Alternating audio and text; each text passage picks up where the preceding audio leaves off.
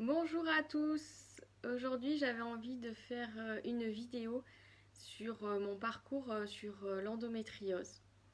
Voilà, alors d'expliquer mon parcours et ma propre expérience, qui n'est pas valable pour tout le monde, préfère le préciser, c'est mon parcours personnel. J'avais envie, avant de faire pour ce début de vidéo, de tirer une carte des forces de la féminité en introduction de cette vidéo.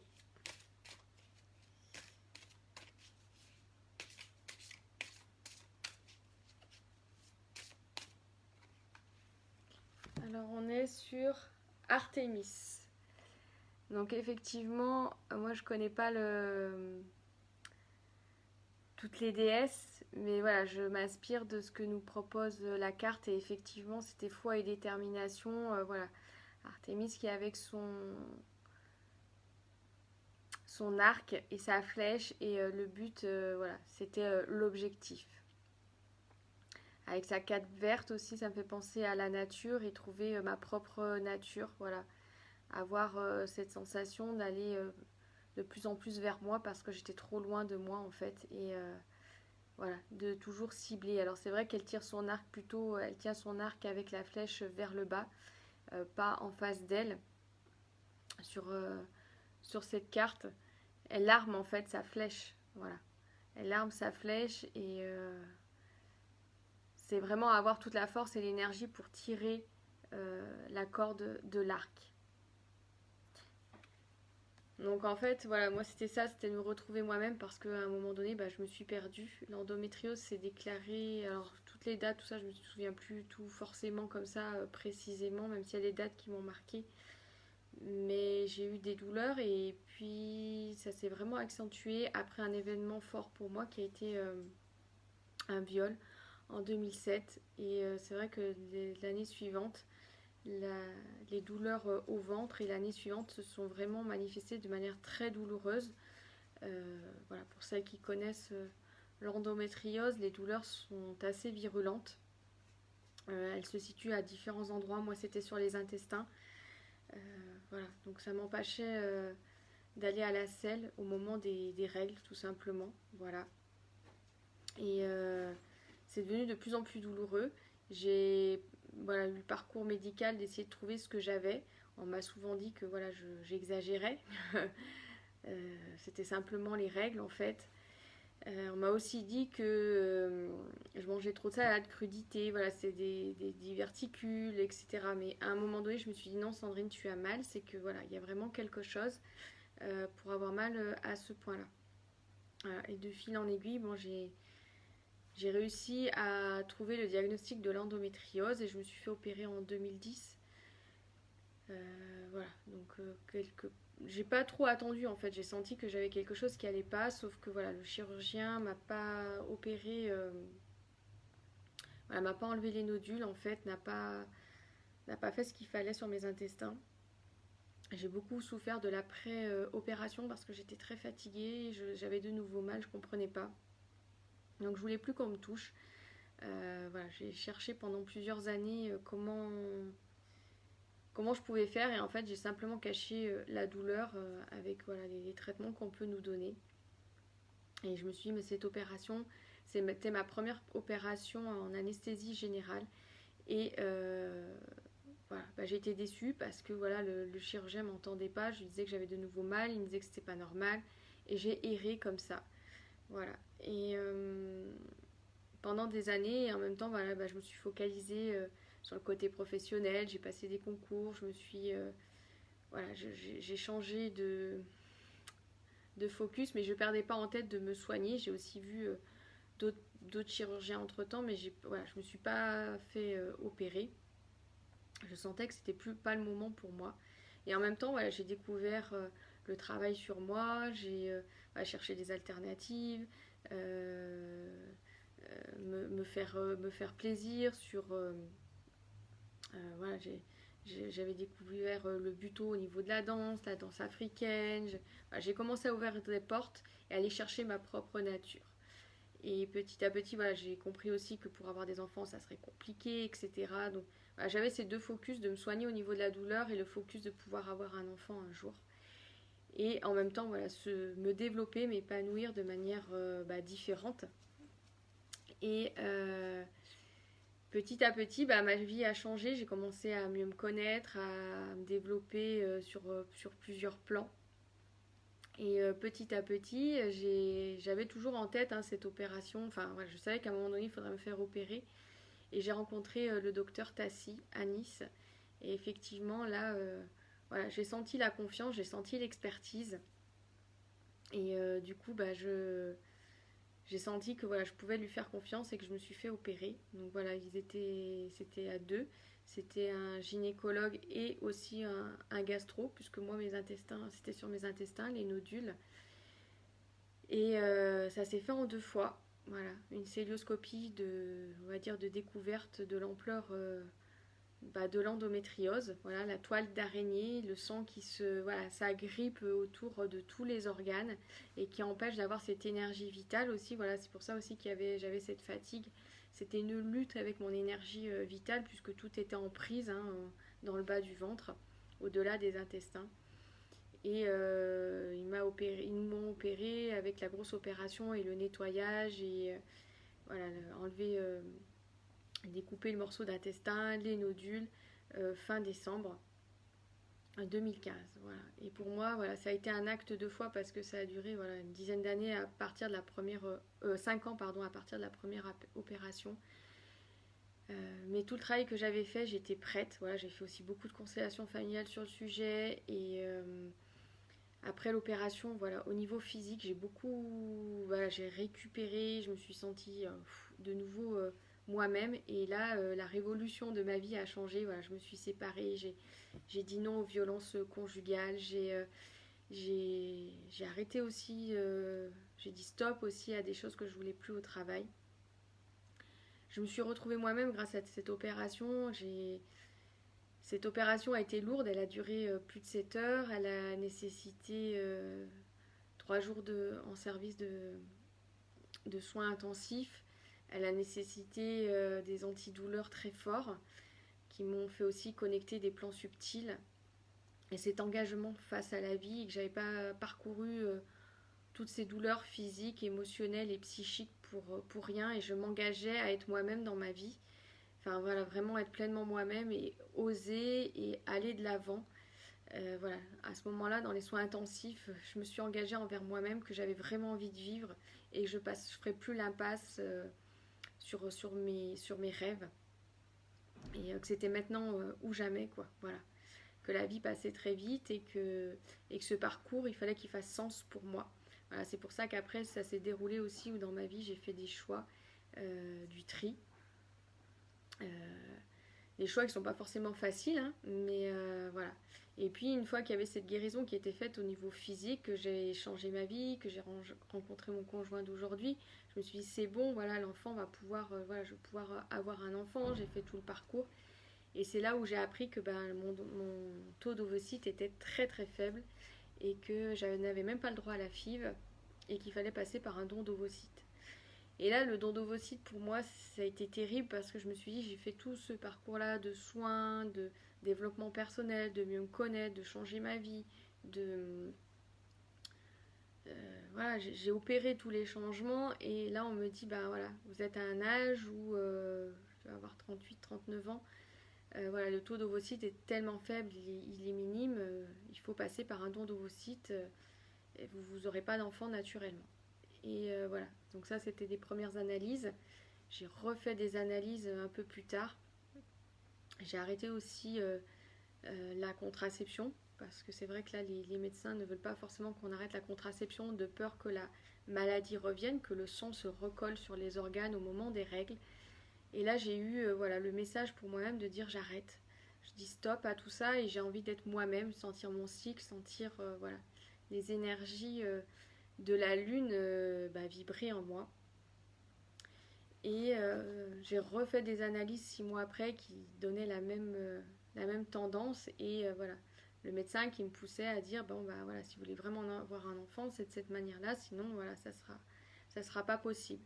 Et à l'intérieur de moi, je n'avais plus envie de vivre un parcours difficile. je n'avais plus envie de subir des traitements au niveau physique. Et là, j'ai dit stop à l'intérieur de moi. J'ai dit c'est pas ça que je veux. Bah tant pis, on passera peut-être par l'adoption, ça sera plus tard, je ne sais pas. Je savais que c'était en âge où j'étais voilà sur la fin, c'était pas de dire je reporte pour X raisons et ça pourra se faire plus tard. À un moment donné, c'était stop et ça ne pourra plus se faire. Et voilà, ça s'est aligné en juin pour moi, c'était en juin 2018. Et j'ai dit stop, j'ai dit non, c'est pas ça que je veux et j'ai pas envie qu'on me l'impose. Donc j'ai continué mon travail, j'avais découvert le tambour, le chamanisme, aller chercher au cœur des cellules mes rêves et du coup changer ma vie. C'est aussi ça qui m'a fait changer ma vie. J'ai eu l'opération et en même temps j'ai découvert le tambour. Et c'est comme ça que voilà, j'ai rencontré mon conjoint, que je rencontre. Je suis sur le chemin de la bienveillance, le respect de moi-même. Petit à petit, en m'écoutant, en écoutant mes émotions, en libérant mon émotionnel, en libérant mon passé. Et voilà, ce parcours aussi, du coup, de l'inceste, hein, qui est remonté au moment du viol et qui a fait que voilà, l'endométriose s'est installée parce que je pense que le corps était usé de tout ça et que j'avais pas pris conscience de ce que j'avais vécu. Donc voilà, en levant tout ça et en travaillant voilà, sur cette partie aussi incestueuse de mon parcours avec mon grand-père maternel, faire le pardon, comprendre ce qui s'était passé, qu'est-ce qu'il y avait eu comme enjeu. Voilà, je serai toujours sur le chemin de la résilience par rapport à ça, quoi qu'il en soit, ça je l'ai bien compris, c'est pas du jour au lendemain qu'on peut passer à autre chose, malgré tous les outils qui existent. C'est un cheminement pas à pas pour gagner de la sérénité, du calme et pouvoir incarner ma vie, voilà, la vivre à la hauteur de mes choix, de mes envies, de mes ambitions, de mes rêves. Et voilà, finalement, mon fils est arrivé naturellement en août 2018. Fin 2018, je suis tombée enceinte. Et tellement on m'avait dit que ce n'était pas possible que je m'en suis pas aperçue en fait. Voilà, j'avais fermé cette porte de me faire des idées en me disant c'est possible. Le médecin me disait que c'était pas possible et j'avais une réalité aussi de l'analyse et du taux d'ovocytes qui me disait ben voilà ça sera pas pour maintenant. Et du coup j'ai mis 3 mois pour m'apercevoir que j'étais enceinte. Donc ça peut paraître décalé pour les personnes normales ou voilà le comprendre. Mais quand on a de l'endométriose, effectivement, le cycle est irrégulier, on n'a pas des cycles standards. Et c'est vrai que voilà, je voulais plus me faire de fausses idées, je voulais plus me donner d'espoir. J'avais fait le deuil pour passer à autre chose et me focaliser sur ma vie professionnelle, notamment.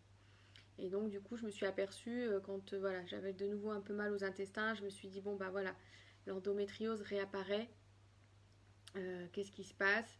Je me suis dit je vais quand même faire un test pour voir si je suis enceinte ou pas. Et en fait, voilà, je me suis dit on va encore me dire pour les traitements par rapport à l'endométriose, pour faire les examens, etc. Il ne faut pas, faut avoir vérifié qu'on n'était pas enceinte. Et en vérifiant que j'étais pas enceinte, bah en fait j'étais enceinte quoi. Et je m'étais pas écoutée pendant 3 mois parce que voilà j'ai eu une grosse toux, j'ai développé une toux importante. On a cru que voilà ça pouvait être la tuberculose. On cherchait, j'ai fait le traitement antibiotique, j'ai fait une radio, j'ai tout fait ce qu'il fallait pas faire quand on est enceinte les premiers mois. Donc voilà, je me suis pas écoutée. Et du moment où j'ai su que j'étais enceinte, là j'ai dit maintenant voilà, il faut que je m'écoute et que j'avance pas à pas. Alors ça se fait pas aussi facilement, les choses elles se posent petit à petit, on ne peut pas faire un 360 degrés du jour au lendemain. Mais voilà, j'ai continué sur ce parcours de me respecter, de faire des choix qui correspondent à qui je suis. C'est pour ça qu'aujourd'hui j'ai fait le choix de faire le tambour, mon activité professionnelle, de vous proposer voilà, des voyages de libération, des voyages de réintégration aussi de ce qu'on appelle le recouvrement d'âme, des morceaux qu'on a perdus lors des traumatismes, de proposer voilà, des ateliers en présentiel, créer aussi ce programme en ligne sur la joie, la bienveillance et le plaisir après l'inceste et les abus sexuels parce que voilà, ça donne un sens à mon parcours, c'est mon énergie, c'est mon parcours de résilience et voilà, continuer à voir et grandir mon fils et grandir avec lui parce qu'effectivement il a une énergie qui fait que voilà, ça me pousse de l'avant, de l'accompagner aussi avec mes outils, découvrir le tambour, les oracles, découvrir voilà, sa pulsion de vie qu'il a eue, puisque voilà, pendant 3 mois, il est quand même resté à l'intérieur de mon utérus alors que je ne savais pas qu'il était là. Voilà, j'ai toujours une hygiène de vie, on va dire, correcte, quoi. Voilà, mon parcours fait que je ne suis pas dans des extrêmes, heureusement, mais malgré tout, il aurait pu repartir, son âme aurait pu repartir parce que je ne l'accueillais pas. Et il a eu la force et le courage de rester, de me montrer que voilà, coûte que coûte, bah, même si on n'est pas vu, même si on n'est pas reconnu, et quand on a décidé qu'on voilà, on voulait être en vie, on est là, on est présent, et on peut voilà, s'accrocher à ses rêves. Et c'est vrai que voilà, du fait qu'au bout de 3 mois, je l'ai vu, ça a vraiment été une révélation pour moi et que tout était possible. Il m'a fallu du temps pour l'intégrer. J'avais peur d'une malformation, j'avais peur de plein de choses. La grossesse s'est très bien passée. Il est né en bonne santé à terme par voie basse. Voilà, donc c'est possible. Mais effectivement, il faut changer des choses dans sa vie, dans sa façon d'être, de vivre les choses, la relation aux autres, être voilà, aligné avec soi-même. Mais voilà, c'est pas forcément évident et c'est pour ça que cette carte voilà, qui montre, je fixe l'objectif. L'objectif, mon premier objectif, c'était enlever la douleur, retrouver mon corps de femme, mon corps de manière entière et voilà, pouvoir avoir un enfant. Je n'avais même pas mis le mot avoir un enfant naturellement, mais voilà, j'étais épuisée par les traitements chirurgicaux, les traitements, comme je dis, cache-douleur, ben, voilà, hein, qui nous permettent de vivre, survivre à notre quotidien. Voilà, donc j'avais envie de vous partager un petit peu mon parcours sur l'endométriose et c'est vrai que ce qui m'a beaucoup aidé aussi le yoga. Voilà, le yoga j'en fais encore. Mes piliers c'est le tambour et le yoga pour moi. Le yoga c'est au niveau corporel, c'est un entretien. Et voilà, comme j'ai déménagé plusieurs fois, j'ai eu plusieurs enseignantes et je les apprécie tous les unes autant que les autres parce qu'elles m'enseignent de manière différente, avec aussi leur énergie, c'est ce que je dis, il y a une pratique, mais il y a aussi une énergie, une rencontre de personnes dans les outils qu'on peut explorer, proposer. C'est aussi faire de belles rencontres en résonance avec notre parcours. Voilà ce que j'avais envie de vous partager et que ce chemin, c'est un chemin, voilà, c'est pour ça que j'ai appelé ma page Incarner sa résilience parce que c'est un chemin de résilience. Ça se fait tout au cours de sa vie, ça ne s'arrête, enfin j'ai compris que ça ne s'arrêtait pas et que ça nous pousse toujours d'aller beaucoup plus loin. Voilà, aujourd'hui je n'ai pas repris de traitement hormonal, je laisse vivre mon corps, même si entre guillemets l'épée Damoclès, c'est que voilà, l'endométriose peut revenir, peut se remettre sur les organes, réenvahir, mais pour l'instant j'ai fait le choix de vivre mon corps de manière naturelle, avec les changements que j'ai opérés dans ma vie et que je continue. Voilà, j'essaye de sortir de ma zone de confort, comme on peut le dire, d'aller plus loin, de trouver les clés pour être bien. Voilà, plus je serai alignée, plus je serai bien, plus je serai dans la bienveillance, le plaisir et la joie avec moi-même. Et plus voilà, cette maladie ne reviendra pas comme voilà, ne reprendra pas en prise sur moi. C'est beaucoup aussi l'endométriose, j'ai beaucoup travaillé dessus, c'est forcément les liens familiaux qui sont à retravailler. Ce n'est pas évident. Ça demande des concessions, ça demande des actes voilà, de mise à distance, ça demande voilà, des actes de pardon. Mais en tout cas, voilà, j'avais envie de partager mon expérience, mon parcours pour d'autres, si ça peut parler, résonner. En tout cas, c'est ma propre expérience, ça ne se duplique pas on va dire à tout le monde. Donc à chacun son parcours, mais c'est vrai que des petites clés comme ça peut aider. Moi, c'est l'association Endo-France qui m'a guidée vers le docteur Tassi et je les en remercie beaucoup parce que voilà, pour moi, ça a été le médecin, le chirurgien qui m'a fait le déclic en fait pour me faire opérer. J'ai apprécié son écoute, sa bienveillance, la gestion de la douleur et la gestion de la compréhension de ce qu'on peut vivre et comment on peut le vivre. Voilà. Et voilà ce que je voulais vous partager. C'est vrai qu'après, maintenant, j'utilise des huiles essentielles, la gémothérapie, l'ostéopathie aussi. J'ai beaucoup utilisé l'ostéopathie avec différents praticiens. Et voilà, je continue la découverte de moi-même et d'avancer sur mon chemin. Et cette maladie, du coup, elle est devenue, on va dire, le curseur de ne pas revenir en arrière, de toujours voilà, aller au contact de mon énergie de vie et en faire de la création, en faire de la joie pour avancer et ne pas rester voilà, stagnante. Voilà, c'est une énergie, une maladie qui fait stagner, qui met en prise les organes et qui nous empêche d'avoir notre énergie vitale, d'avancer, de créer, de s'ouvrir. Donc voilà, si on crée, qu'on s'ouvre, qu'on est au clair dans ses relations familiales, ses relations avec ses proches, ses relations sociales, dans son activité professionnelle, dans sa propre famille. Voilà, il y a des choses qui se libèrent, il y a des choses qui s'ouvrent et on est en contact avec notre propre énergie. Ça nous demande voilà, d'ouvrir les portes, d'oser ouvrir les portes et de ne pas rester enfermé dans son coin, dans son monde, dans son corps. C'est un enfermement, cette maladie, parce que quand les crises, elles sont là, elles sont violentes. On peut passer aussi dans les traitements hormonaux par des ménopauses artificielles qui sont difficiles parce que le corps ne comprend pas pourquoi d'un coup d'un seul il y a ça qui se passe. C'est pas comme une ménopause naturelle qui vient petit à petit. Là, c'est d'un coup d'un seul. C'est vraiment, on va dire, violent pour le corps, mais c'est nécessaire pour pouvoir avancer au niveau médical. C'est pour ça que moi, je ne suis pas que voilà, pour les médecines alternatives. Je pense que tout est complémentaire, qu'on passe par la médecine chirurgicale, les traitements hormonaux, la FIV, le don d'ovocytes, la PMA. Voilà, tout ça, c'est nécessaire dans le parcours de femme parfois. Et en même temps, tout ce qui peut nous aider, voilà, constellation, biodanza, ostéopathie, tous ces l'hypnose, le MDR, ça peut être toutes voilà, des outils d'ouverture. Euh, et après, voilà, il y a aussi les huiles essentielles, la gémothérapie, les fleurs de bac, la lithothérapie. Tout ça, pour moi, c'est complémentaire et c'est sentir l'appel de ce qui peut nous aider. Là, en ce moment, pour moi, ça a été la libération aussi par la voix, le tambour. Je suis appelée aussi par le cheval, donc je vais voir si je peux faire quelque chose en lien, une journée d'atelier pour moi, en lien avec le cheval. Voilà, c'est d'être appelé et d'y aller, sans savoir des fois le pourquoi et du comment, et sentir d'être au plus près de son ressenti aussi. Voilà.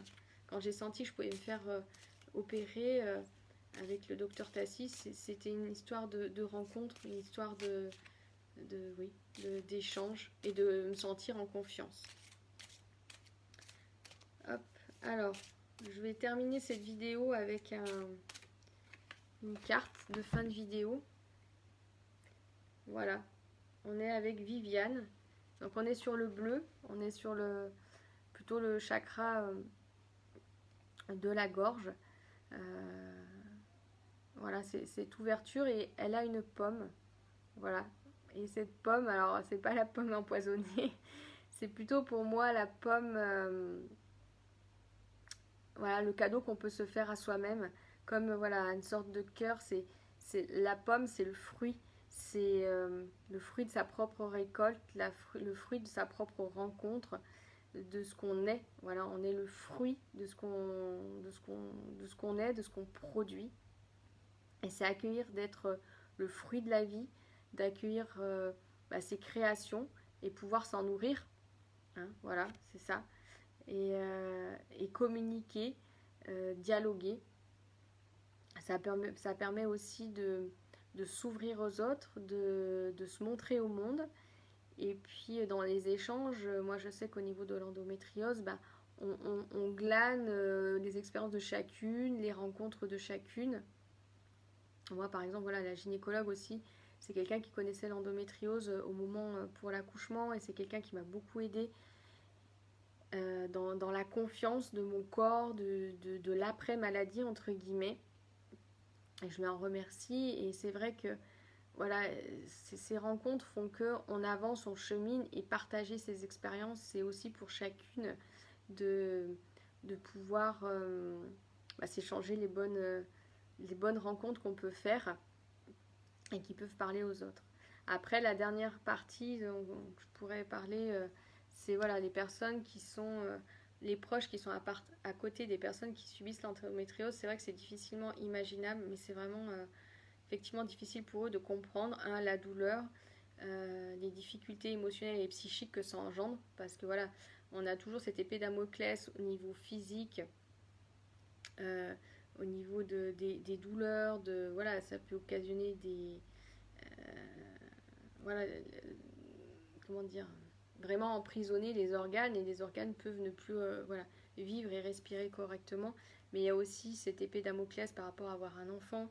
Euh, c'est difficile d'avoir une vie quotidienne avec cette maladie parce qu'elle nous rattrape à chaque instant sans savoir quand. On peut avoir une crise.